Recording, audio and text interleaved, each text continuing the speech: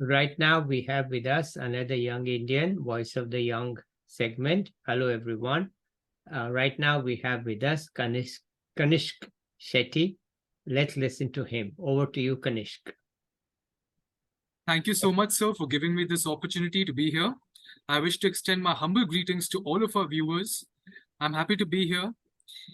My name is Kanishk Shetty, and I'm a research intern at the Department of Economic and Policy Research in the Reserve Bank of India. Previously, I was a research intern at a foreign policy think tank called as Observer Research Foundation. I'd like to begin from the point when I was in my schooling days. My father would often tell me the history of different countries and how some of them had shaped their destiny by becoming militarily, technologically, and economically stronger. This growing this growing curiosity to know more about the tools used by policymakers to influence developmental outcomes was something that drew me to the subject of economics, and which is why I decided to take up this subject when I was in my 11th and 12th grade, along with physics, chemistry, and math. Yeah. So Nobody can escape physics, chemistry, and maths. exactly. Even I couldn't when I'm now talking 1965. But you were considered a smart student and you couldn't escape it. Or you could take biology instead of mathematics, but heck, you couldn't escape the science stream. But sir, since economics, even as a subject, has become so quantitative, Yeah, you cannot avoid maths, no matter how much you may not like it. right. You S- cannot. No. Yes. And as we all know, that quantitative methods are being increasingly used in the economics field, especially in the Yes. field of research. Yes. Even where the place where I work in RBI, if you go through RBI's bulletin articles, where they write a lot about inflation and the state of the Indian economy, they use a lot of statistics and time series models to study different economic phenomena. Yes, they do. Yeah, and this is something that has blown me away, and I really want to be a part of this initiative of providing more research-based insights, so that we can have much better and more informed policy making. Okay. Yes, Anyway, sir. continue with your earlier thing. Sorry to interrupt. You said you Oh, no, were no. you were in PCM and economics when you were in 11th and 12th. So let's hear from there. At the time, sir, like when I was in 11th and 12th grade, I wasn't so keen about research at that time. But when I got into my undergraduate course at NMIMS Mumbai, where I decided to do a BSc economics degree, I was exposed to a wide range of perspectives, which challenged my views on different political issues, on geopolitical matters as well. And I'll admit, there was once a phase in my undergraduate course where I was very, I would say I was an unfair critic of Marxian school of thought, Marxism, where and I became such an unfair critic that I didn't try to even ascertain or understand the actual problem which Marx was trying to understand during his time. However, some of my false notions were dispelled as I had a lot of conversations, discussion, and debates with many of my colleagues, and I became familiar with the grim realities of economic inequality and how economic growth does not necessarily percolate or trickle down to the masses. The trickle down economics approach, which we often talk about, which economists like Jagdish Bhagwati talk about, that does not necessarily happen, like how Amartya Sen says it. Though I still don't consider myself as a big supporter of the Marxian school of thought, however, I do think that some of his views still hold relevance even today. Like, look at how this new technological revolution, because of artificial intelligence, is challenging the existence of so many jobs. Now, policymakers have also been saying that we, as regulators and also as common people, we have to stay alert and we have to brace ourselves for the forthcoming challenges that are going to emerge as a result of artificial intelligence and the new technologies. So yes, eventually, as I went from my undergraduate course to postgraduate course, I also realized the necessity of having more stronger and fair and independent institutions, which provide a country its basic economic foundations. We have so many institutions in place, like the Reserve Bank, for instance, State Bank of India. We have the Competition Commission of India, which ensures that there are no unfair practices that exist in not only the banking industry alone, but also in different other industries like e-commerce, so that there's perfect competition and monopoly doesn't have, monopolists don't have a final say in what happens in the overall industries. My interest in research, however, was ignited when I began reading the works of different economists, like how I mentioned Amartya Sen and Jagdish Bhagwati. So I was a little interested with the kind of insights they had, and what was the empirical story behind, the kind of empirical analysis they did to arrive at those conclusions. So that somewhat ignited my interest in doing economic research. That's when I began to read a lot of papers in my classes, discuss with my peers, and that's exactly when I decided to pursue economics research as a career option. So this is why I decided to apply to foreign policy think tanks like ORF as a research intern, and now here I am at RBI pursuing my dream. Tell me a little bit about ORF. So as a research intern at Observer Research Foundation, I was supposed to write short form articles on geoeconomics. So when I talk about geoeconomics, I'm basically talking about the interplay of geopolitics and economics. What are the different diplomatic strategies that countries are undertaking so as to fulfill their domestic economic objectives? For instance, India is signing a lot of free trade agreements with different countries like the Emirates. It's also signing a free trade agreement with the UK. And at the same time, they're also entering into alliances such as Quad. And so what is this? Is there an economic intent for India to engage in these kind of multilateral or bilateral arrangements? That is exactly what I'm trying to understand.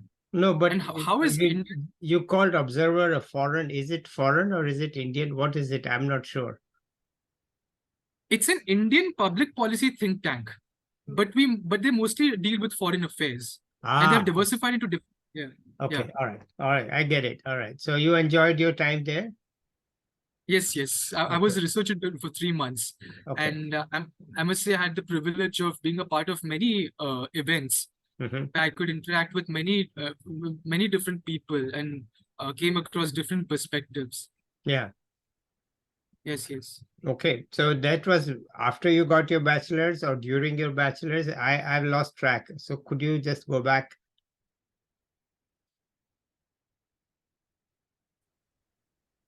We had an internet glitch, but Kanishk is back now. So let's hear from him again. Go ahead, Kanishk. Yes, sir. So talking about my interest in research, while I used to read a lot of as I said, I read a lot of research articles by different economists. I also had the opportunity of writing my first research paper at NMIMS Mumbai while doing my undergraduate course. Yes. So my very first paper was titled "The Decoupling of the Indian Economy from China." Yeah. Yes. This is something that I wrote back when I was back in 2021. At that time, there was this growing rhetoric amongst Indians that we should be boycotting Chinese imports because we are being too dependent on them. And this was mostly happening because of the standoffs that were happening at the border. So I decided to ask the question that, okay, if we are to decouple or rather eliminate our dependence on Chinese imports, how is this going to affect our domestic industries? And if so, if it's going to affect our domestic industries, are there any other alternative vendors from which we can import the same commodities and thereby reduce our dependence on China? So I used a multiple regression model as a way to find out different countries with which we can trade, which India can trade with, so that India can trade with those countries and finally, slowly and gradually reduce its dependence on China. Okay. So that was what I had done in my first research paper. Yeah. And what did you find? Yes, sir. So what I found out was that if we are to suppose decouple our economy from China, what is going to happen is that many of our domestic industries, particularly the pharmaceutical industry, is going to take a big hit because 70% of their API or their active pharmaceutical ingredients that comes from China. So if we want to minimize the impact on our domestic industries, India may have to come up with a diplomatic strategy to engage with other countries so that it can import the same kind of imports which it buys from China, and thereby reduce its dependence on China. So what I did was I found out India's top 10 trading partners, and I found out India's top 5 commodities which it imports from China.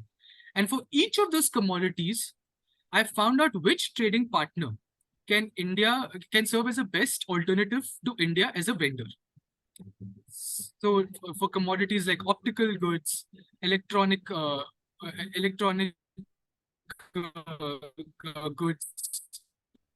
or even goods like coal and coke, I managed to find countries like UK, UAE vendors. So this was pretty much about my first research paper. Yeah, I just want to add that a lot of people have the idea that China is prospering by selling cheap goods at low cost, somewhat inferior goods at low cost.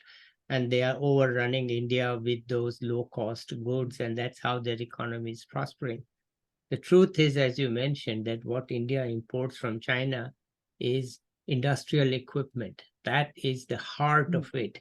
And if you decouple it from there, there's going to be not that you won't buy Chinese-made saris or Ganesh murtis, you will buy Indian-made. No, that won't do it. What will happen is that your economy will take a big hit because you are importing industrial equipment from China and you have no capacity to produce it. That's why you were looking for which other country could sell it to India. So good. Let's continue.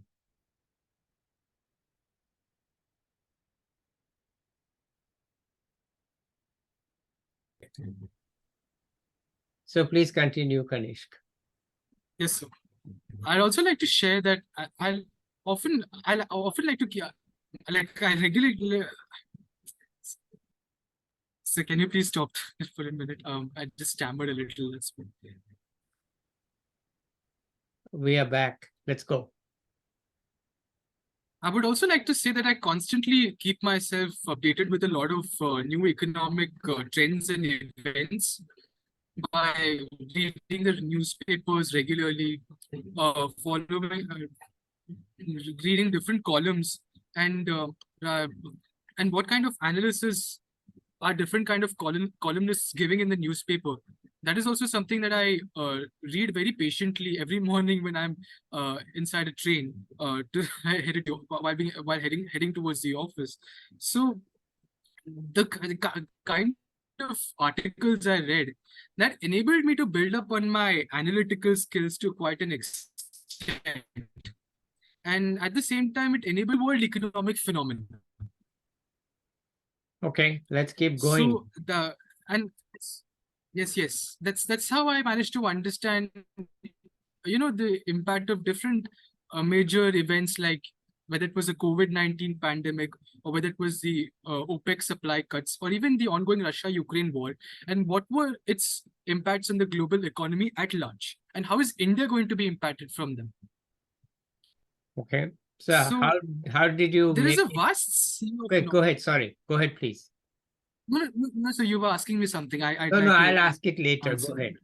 Ask it later. No, I just wanted to say, so like the more I read, I just realize that there's such a vast sea of knowledge out there, and I really want to build up in the realm of the unknown so that I can continue adding to the existing set of knowledge that I have. And that is something which really something that really motivates me a lot while I continue pursuing my interest as a researcher in the future. Okay, that's good. What I was going to ask is 2 questions. How did you get selected for RBI? Is it tough to get in? What is it like to be working there, and what's your future?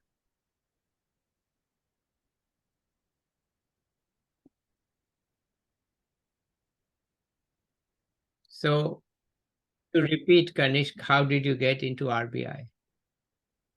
Yes, sir. So RBI releases its research internship notification during the month of January, and during the period of January to June, the research internship, according to that research internship notification, it said that if you were to apply as an intern, you have to start working from the month of July, and the period of internship terminates in the month of December.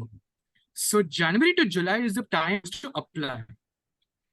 So when I was still in ORF, I decided to follow the due procedures where I was supposed to fill up the application form.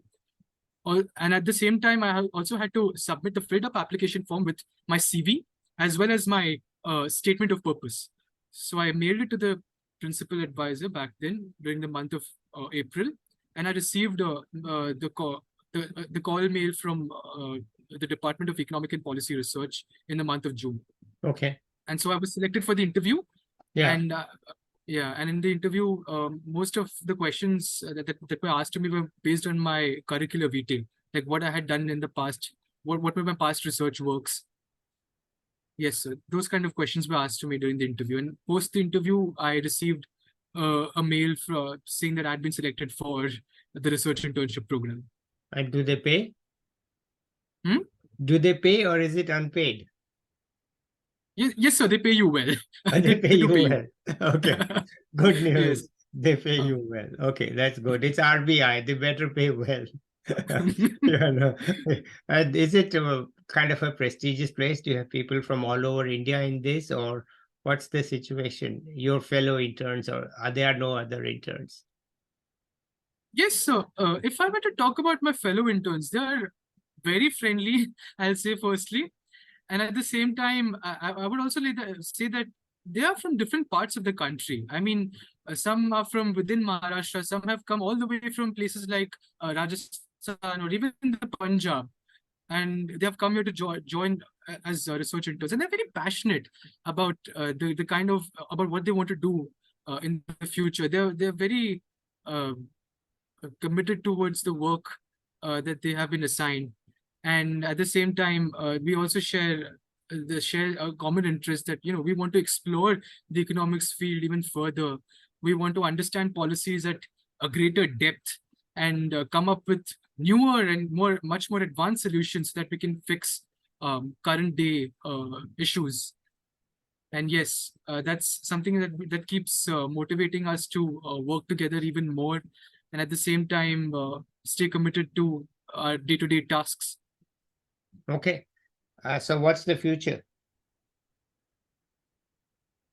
Future is always uncertain, sir. I mean, the more you read about the present, the more you realize that there is so much of complexity with what's going on in the world that it's hard to predict what's going to happen in the coming 10 years. No, I mean your one future. thing is pretty sure that... What's your future? My future? Yeah. Oh, my future. Yeah. I was talking about... I thought you were asking me about I want to know your future.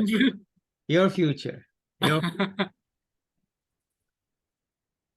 Well, so as I said before, I'm really interested in being a part of, an initiative which seeks to uplift the masses around me. I have always been inspired by great people like J.R.D. Tata, Dhirubhai Ambani, who understood that, true power is not just merely acquiring wealth. It's just trying to uplift as many people around you and providing them better opportunities and providing them a better standard of living. And I feel that even institutions like RBI, the people working there, have that same passion, and I share that. And this kind of initiative that where this collective initiative of doing more research, reading more, and learning there, this is something I want to be a part of. And in the next 10 years, I do see myself as a part of that initiative. Okay. Right. So yes, you sir. want to get a PhD, or you just want to continue where you are? I do have plans to get a PhD, sir, but not in the near future. Maybe 2 or 3 years down the line. Let's see. Okay, all right. Anything else you want to add? Any tips for juniors? Any tips for juniors? I would say follow what's there in your heart. Keep yourself open to different ideas. Keep exploring, and always, and also remember that there are different opportunities waiting for you out there. You need to keep your eyes and your ears open and find those opportunities and grab them as quickly as possible when they come right in front of you. As they say, opportunity knocks the door only once. Yeah. All right. That's a good advice. Anything else you want to add, Kanishk, at this point? That will be it from my end. Okay, fine. Then let's end it here today. Maybe we catch up with you 1 year from now to see how your research is going. Till then, let's say bye to the viewers. I'll be back with another young person or an expert soon. And bye till then. Bye, everybody.